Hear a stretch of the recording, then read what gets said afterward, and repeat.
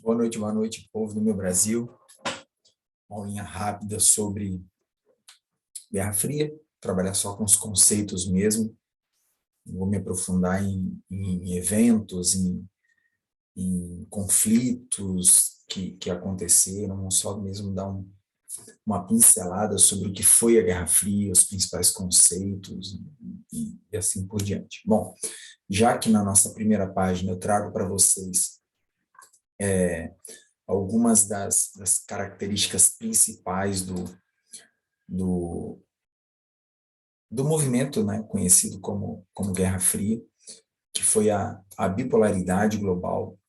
É um momento pós-Segunda Guerra Mundial, em que você vai ter a bipolarização entre duas superpotências.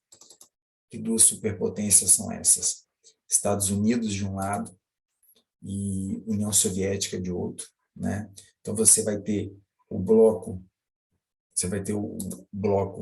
capitalista de um lado, liderado pelos Estados Unidos, você vai ter o bloco comunista do outro, liderado pela União Soviética. Esses dois países, eles nunca chegaram a entrar em um conflito diretamente entre eles, tá ok?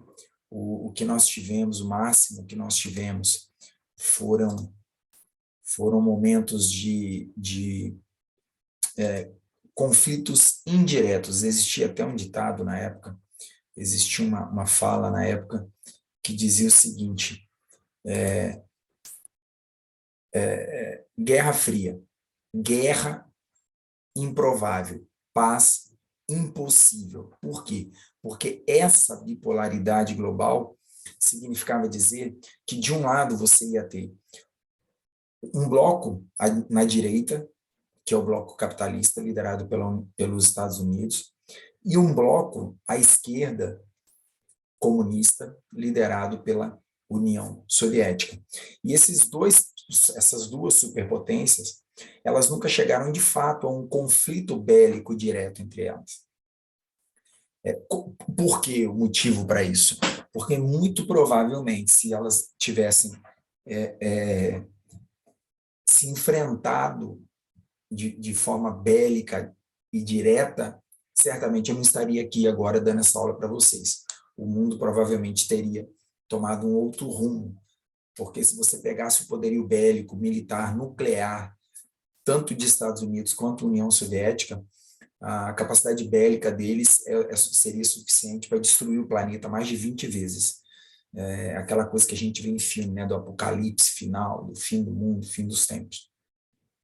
Então, como eles não tinham esse enfrentamento direto, o máximo que acabava acontecendo eram eles disputando quem era mais bonito, quem era mais feio, quem era mais forte, quem era mais fraco, através de outros caminhos, como, por exemplo, uma corrida armamentista para ver quem possuía melhor a arma mais eficiente, a arma que matava mais, a arma que destruía mais, quem tinha um poder nuclear maior.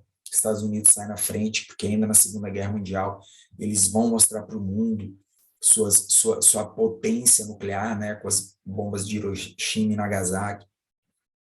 A União Soviética só vai detonar sua primeira bomba atômica em 49, depois os Estados Unidos detona sua bomba de hidrogênio, anos depois a União Soviética também detona sua bomba de hidrogênio, então era uma corrida armamentista constante entre eles, e também uma corrida pelo controle espacial, quem colocava o primeiro foguete no espaço, quem colocava o primeiro satélite no espaço, quem colocava o primeiro ser vivo no espaço, quem colocava o primeiro homem no espaço, e por fim, isso depois chega à Lua, quem vai chegar na Lua primeiro. Então, o importante era tentar mostrar para o mundo quem era o mais forte, quem era o mais poderoso, qual era o melhor sistema, o capitalismo ou o comunismo ou o socialismo real, como a gente costuma dizer. E essa disputa entre eles causava sempre um equilíbrio, mas um equilíbrio que era mantido pelo terror, porque o mundo sabia que a qualquer momento um desses países poderiam ficar bravinhos um com o outro e acabar iniciando um conflito que poderia destruir o planeta. Então, muitas vezes, eles adotavam uma política de dissuasão. que seria essa política de dissuasão, Rodrigo?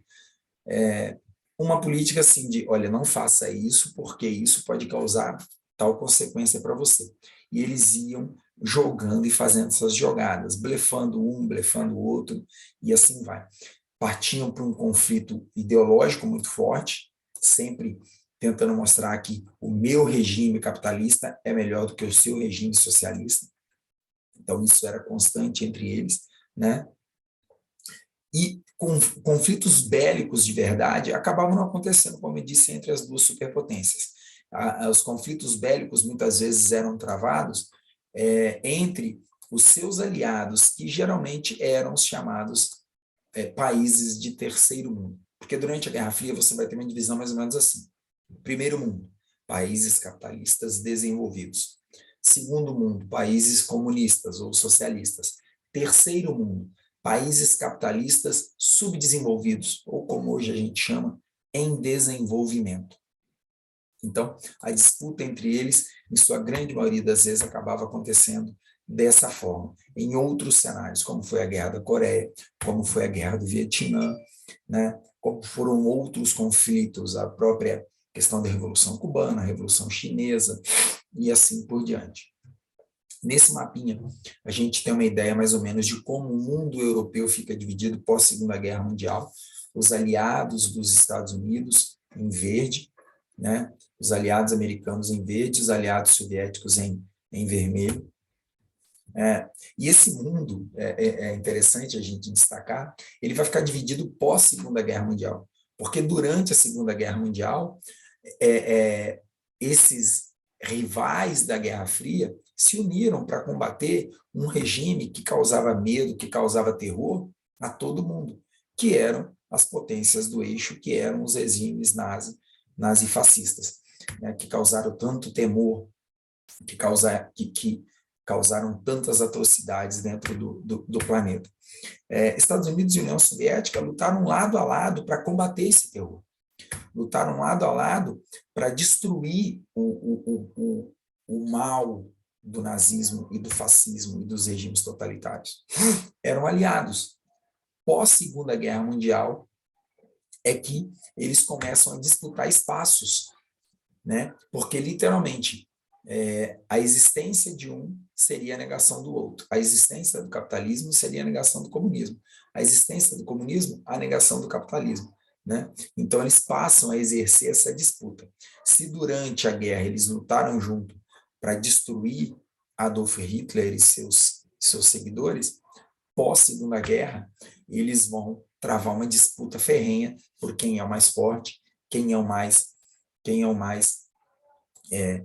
poderoso entre eles. Né? Aqui no mapa a gente consegue ter uma ideia, por exemplo, que após o final da Segunda Guerra Mundial, através de inúmeras conferências, que a gente vai falar daqui a pouquinho, a Europa Ocidental ela vai se tornar uma área predominantemente de influência capitalista e americana, enquanto a Europa Oriental vai se transformar em uma área de influência predominantemente da União Soviética. Além do que a União Soviética, ainda no início de 45, ela vai anexar todos esses territórios ao território soviético, alegando que eram áreas que durante a Primeira Guerra Mundial a Rússia teve que entregar, teve que abrir mão, porque ela sai da Primeira Guerra Mundial em 1917 por conta da Revolução Russa, por conta da ascensão do regime de Lenin, né, dentro da União Soviética. E aí, como eu estava dizendo, você vai ter, durante o período ainda do início de 1945, uma série de conferências entre as potências aliadas, as potências que se aliaram contra a Alemanha. Por exemplo, uma conferência muito importante foi a Conferência de Yalta. Ela acontece ainda no início de 45, antes da Segunda Guerra Mundial acabar, onde você tem Estados Unidos, União Soviética e Inglaterra sentando para discutir os rumos, o futuro do continente europeu. Né? A ideia inicial é que essas discussões seguissem o espírito da paz. Vamos discutir os rumos da Europa, seguindo um espírito de paz. Só que o resultado foi o seguinte: em janeiro de 45, a maior potência do planeta, a maior potência militar, o maior exército, o país que mais avançava no fronte de batalha, era a União Soviética. Então, a União Soviética vai impor aos Estados Unidos e à Inglaterra as suas exigências. E ela vai acabar anexando aqueles territórios que eu mostrei para vocês no slide anterior, e vai exigir que aquelas áreas que a gente viu no slide anterior, né, ela vai exigir que essas áreas, nesse meio laranja, mais clara aqui, ficassem sob sua influência. Em abril de 45, com a Segunda Guerra Mundial já praticamente definida, vai acontecer a Conferência de São Francisco, onde você vai ter participação de vários países e vai nascer a ONU, uma instituição para defender o planeta contra as atrocidades que poderiam surgir novamente dentro do planeta Terra, né? E entre julho e agosto de 45, os Estados Unidos já cientes do seu poder, principalmente após os eventos de Hiroshima e Nagasaki, né, quando os Estados Unidos faz uso da bomba atômica, as três grandes potências globais, aqui na foto representadas pelo Churchill, Roosevelt e o Stalin, vão se reunir na chamada Conferência de Potsdam. E na Conferência de Potsdam, aí vai ser o inverso. Quem vai impor o seu desejo vai ser os Estados Unidos, se aproveitando da sua superioridade nuclear. Os Estados Unidos vai impor os seus desejos, União Soviética e Inglaterra não vão poder fazer nada, e os Estados Unidos então vai exigir que mesmo que a União Soviética tenha sido aquela que mais avançou e libertou a Alemanha de Hitler, a Alemanha ficaria dividida em dois países, né? A Alemanha ficaria dividida em dois países. Existiria a Alemanha Ocidental, de influência capitalista, a Alemanha Oriental, de influência comunista. Na Alemanha Ocidental, existiriam zonas de influência. Então, você pegaria a Alemanha Ocidental, você ia dividir a Alemanha Ocidental em três partes: uma área britânica, uma área francesa e uma área americana. Alemanha Ocidental. Alemanha Oriental, influência soviética. Um outro detalhe que também vai ser uma exigência dos Estados Unidos é que a capital da Alemanha, que era Berlim, também seria dividida em quatro. Também seria dividida em quatro áreas de influência. Só que Berlim ficava dentro da Alemanha Oriental. Berlim ficava dentro da Alemanha Oriental. Mas ainda assim, Berlim seria dividida em áreas de influência. E aqui a gente vê Berlim Ocidental, né, que seria capitalista, tá ok? Berlim Oriental, que seria comunista. E observem, dentro de Berlim Oriental você tem, Alemanha, gente, Alemanha Ocidental, Alemanha Oriental, tá? E dentro da Alemanha Oriental, comunista, você tem Berlim.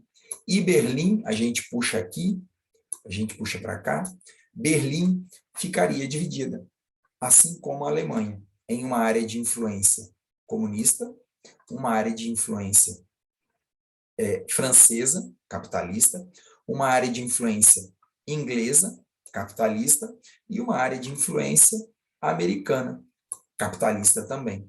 Então, você vai dividir a cidade de Berlim, que fica dentro da Alemanha Oriental, comunista, em quatro áreas, sendo três capitalistas e apenas uma comunista. E isso vai ser uma loucura, porque você vai ter uma cidade, você vai ter uma única cidade com dois sistemas ideológicos e políticos completamente diferentes, né? E aí o que a União Soviética ela vai ter que fazer? Ela vai ter que tentar literalmente isolar o mundo comunista do mundo capitalista. Porque se você fosse fazer uma disputa visual, de consumismo, de construção, de desenvolvimento, de progresso, num primeiro momento, a ideia que se tinha é que o mundo capitalista era muito melhor, porque os Estados Unidos vão injetar muito dinheiro na Europa Ocidental, na Europa capitalista, e vão injetar muito dinheiro na parte de Berlim capitalista, né? Na busca pelo desenvolvimento. E qual era o grande medo da União Soviética? É que o lado comunista pensasse assim, caramba, olha como eles estão crescendo, olha como eles estão se desenvolvendo, olha como eles estão prosperando muito mais do que a gente. Eu acho melhor a gente ir para o lado de lá, o lado capitalista é melhor. E aí você vai ver surgir dentro do continente europeu e depois dentro da própria cidade de Berlim, o que eles chamavam na época de a cortina de ferro, com a força das armas, dos tanques, com a força militar, a União Soviética isola o mundo oriental do mundo ocidental e passa então a pregar que tudo que é ocidental é ruim, que tudo que é capitalista é ruim, é negativo, é coisa podre que estraga o ser humano, que estraga a sociedade, mergulhando, fazendo a Europa, principalmente a Europa Oriental, na visão do mundo ocidental, mergulhar em um período de como eles diziam na época, num período de trevas, né? Só que essa era a visão do mundo ocidental, tá? Para o mundo oriental, os inimigos eram os capitalistas. Para o mundo ocidental, os inimigos eram os comunistas, né? Então, aqui a gente tem, dá para ver perfeitamente, por esse mapinha aqui, a gente consegue ver perfeitamente a linhazinha, né, da famosa cortina de ferro, o isolamento do mundo comunista, em verde, aqui na Europa, do mundo capitalista, em amarelo. A Iugoslávia, ela está em rosa aqui por um motivo simples. O Marechal Tito, que era o governante da Iugoslávia, ele consegue se libertar da Alemanha sem o auxílio da União Soviética e sem o auxílio dos Estados Unidos. Então, eles adotam um regime comunista, só que eles se declaravam não alinhados. Então, eles não estavam nem do lado da União Soviética, nem do lado dos Estados Unidos. Eles tentavam seguir uma política mais autônoma. Só que o regime deles era o regime socialista, um regime comunista. Trago para vocês agora, para finalizar, os principais pontos dos projetos, tanto dos Estados Unidos quanto da União Soviética, para um enfraquecer o outro. Por exemplo, Estados Unidos, ele vai pegar em 1947, ele vai lançar a famosa doutrina Truman. O que seria a doutrina Truman? A doutrina Truman significava dizer o seguinte: nenhum país do planeta que for capitalista vai se tornar comunista se depender dos Estados Unidos. Então, os Estados Unidos, ele determina o seguinte, em outras palavras, está proibido um país capitalista pensar em virar comunista. E nós, Estados Unidos, vamos fazer o que for preciso para impedir essa mudança de lado. Então, países capitalistas, antes de pensar em bandear para o lado do comunismo, saibam, nós faremos tudo que estiver ao nosso alcance para impedir isso daí.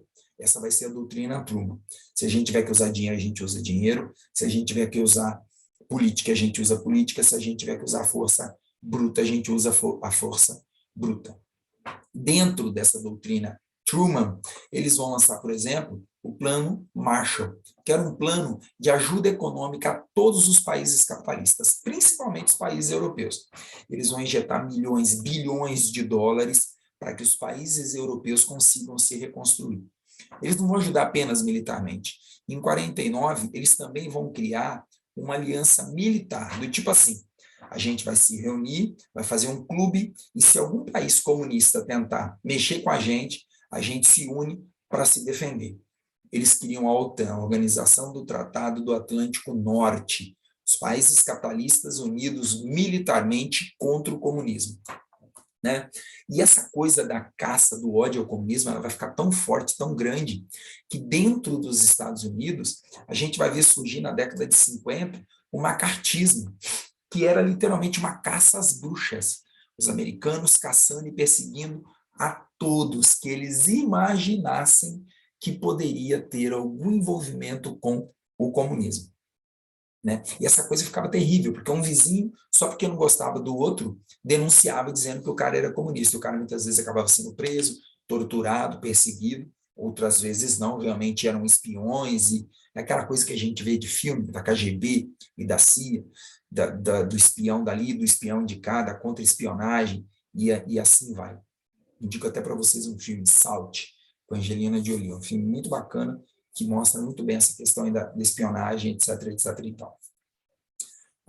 Um outro ponto, só para destacar, eu disse para vocês que a União Soviética e Estados Unidos nunca se enfrentaram militarmente diretamente, só que eles se enfrentavam através dos seus aliados. A Guerra da Coreia foi um exemplo, quando a Coreia tenta passar para o lado do comunismo, os Estados Unidos não permite, envia tropas, acontece a Guerra da Coreia, a Coreia acaba sendo dividida em duas, a Coreia do Norte até hoje ela é comunista, a Coreia do Sul continua sendo capitalista, né?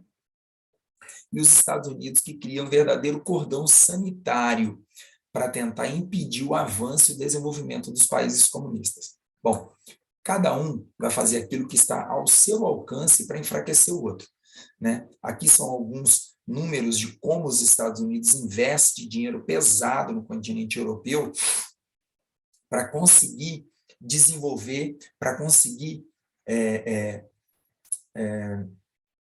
o progresso para dentro da Europa, para mostrar para a Europa que o capitalismo era melhor do que o comunismo, né?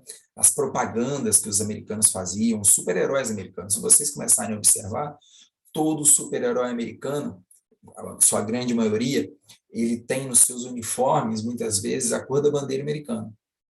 E os inimigos, os bandidos, geralmente, predominantemente, têm a cor vermelha. Isso lá da década de 40, 50, 60, né, 70, era assim. O herói em azul, né, nas cores da bandeira. O vilão vermelhão, nas cores da bandeira comunista. O que era muito, muito interessante. Aqui é uma frase da época, um pensamento da época. Anos agitados aqueles, internamente os norte-americanos se torturavam com aquele período de caça às bruxas, do macartismo. Qualquer cidadão suspeito de simpatias pelo socialismo era execrado, perseguido. Era o macartismo, um movimento neurótico que procurava inimigo dentro da sua própria casa. Mas do lado de fora a situação era ainda pior, né? Como foi o caso da Coreia, quando os Estados Unidos vai interferir e vai entrar na guerra para impedir que a Coreia se torne um país comunista. E isso acontecia dos dois lados, gente. Por exemplo, o que os Estados Unidos vai fazer em Berlim? Quando fica decidido que Berlim vai ter a parte comunista e a parte capitalista, os Estados Unidos vão injetar bilhões e bilhões. Qual vitrine melhor do que você fazer uma cidade, uma parte de uma cidade, crescer e prosperar da noite para o dia, enquanto a outra está em escombros, jogada às traças. Esse foi o caso de Berlim. Berlim Ocidental, da noite para o dia, começou a se modernizar. Shoppings, estradas, fábricas, indústria, emprego, prosperidade, consumismo aos montes. Enquanto Berlim Oriental, que era comunista, não tinha esses incentivos, porque a União Soviética não disponibilizava de tanto capital assim como os americanos. Então, o que a União Soviética vai acabar fazendo? Como Berlim estava dentro da Alemanha Oriental, que era de controle soviético, a União Soviética ela vai literalmente, ela vai fazer o chamado bloqueio de Berlim. Ela vai pegar a cidade de Berlim e vai bloquear, ela vai impedir o acesso terrestre a Berlim Ocidental. Nenhum acesso terrestre era permitido dentro da Alemanha Oriental, nenhum acesso terrestre era permitido para dentro de Berlim Ocidental, que era capitalista. Aí os Estados Unidos vão fazer o quê? Vão criar a maior ponte aérea da história da humanidade. Já que eles não podiam chegar a Berlim Ocidental por terra, eles vão começar a enviar tudo que Berlim Ocidental precisava através de aviões. Chegando ao ponto, por exemplo, em um único dia, você tem 1.400 aeronaves pousando em Berlim Ocidental para levar tudo que a cidade precisava. Os soviéticos vão ficar putos, o bloqueio de Berlim, o bloqueio terrestre deles acabou sendo um fracasso entre 48 e 49, porque os Estados Unidos vão achar essa solução via aérea, e aí vão acabar depois suspendendo esse bloqueio, né? E, por fim, eles vão acabar construindo o Muro de Berlim que a gente conhece em 1961. Aqui eu trago para vocês a reação soviética, as práticas dos Estados Unidos, o bloqueio de Berlim, que eu acabei de explicar, a criação da Alemanha Oriental. É interessante que era República Democrática Alemã, de democracia não tinha nada.